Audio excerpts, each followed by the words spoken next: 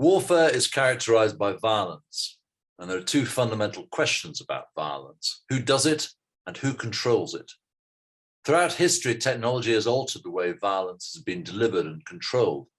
But let me posit one constant, that a distinction can be drawn between the doers of violence and the directors of violence.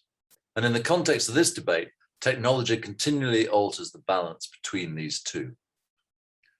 Time was when you needed mass armies to deliver mass effect, and you needed commanders in the fight to control it.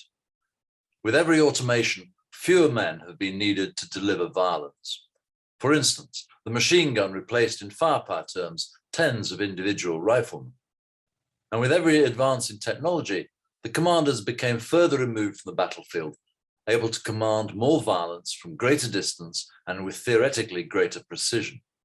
And the drone has taken this development to its current extreme. But artificial intelligence has obviously great potential for further altering this balance between the doers and directors of violence. At its extreme, it offers the prospect of automated warfare with no human soldiers and one commander who lets slip the dogs of war and goes to bed while the machines do their work. You could argue that we have been here for some time with nuclear weapons, and Dr. Strangelove would agree with you. Now, Canadian Prime Minister Justin Trudeau said at Davos this year that change has never been this fast, and it will never be this slow again. We should not be surprised then that there is a rising potential for technological shocks, such as tanks delivered at Cambrai in World War I. Two recent events are appointed to future shocks. The recent Chinese development and launch of its hypersonic missiles surprised and concerned the United States. And in 2019, Iran launched a drone attack on Aramco of such unexpected accuracy and effect that the head of the Israeli nuclear weapons program declared it should be shut, as it was now vulnerable to Iranian attack. It would appear that Major General Boney Fuller's constant tactical factor, which described how each technological advance generates its counter, is happening at ever shorter time intervals. So the key to survival becomes truly Darwinian. As he said, it is not the strongest of the species, nor the most intelligent that survives. It is the one that is the most adaptable to change, that lives within the means available and works cooperatively against common threats. This will be the key criterion in future warfare, if it isn't already. So what? A number of conclusions. One, the rise of automation means that population size becomes decreasingly important in military conflicts. Two, linked to this, the idea of bloodless battles might encourage commanders to a lower threshold of violence as the constraint of domestic casualties is reduced and potentially removed. Three, automated warfare may well happen very fast. No lengthy mobilization will be required, like the railway timetable-driven doomsday machine that made World War I inevitable. Hence, the education of commanders in strategy and statecraft becomes ever more critical. We must hope our leaders have the foresight to see the second and third order consequences of their use of violence. As Henry Kissinger has said, we must expect artificial intelligence to make mistakes faster and of greater magnitude than humans do. Even in the hands of responsible governments, automated and weaponized artificial intelligence is a frightening prospect. 4.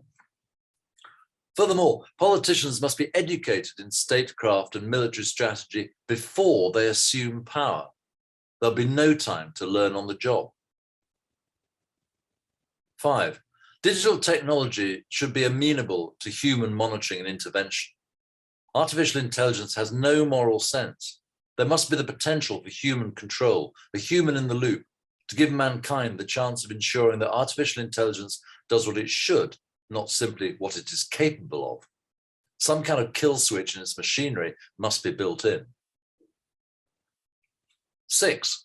This means that the digital revolution must be controlled by humanists, not technologists. For while the technologists will ask the question, what can we do? Humanists ask the question, what should we do? I think that is a key question for the survival of the human race. 7. The malign consequences of this kind of power in the hands of criminals or rogue states is truly horrific. Responsible governments must recognize that it is non-state actors who pose the most uncontrollable threat, and we must work together to counter them and rogue weapon development. Time for a sanity check from the Chinese colonels and their excellent book, Unrestricted Warfare.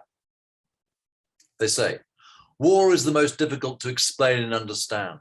It needs support from technology, but technology cannot substitute for morale and stratagem. It needs artistic inspiration, but rejects romanticism and sentimentalism. It needs mathematical precision, but precision can sometimes render it mechanical and rigid. It needs philosophical abstraction, but pure thinking does not help to seize short-lived opportunities amid iron and fire. This is no formula of war.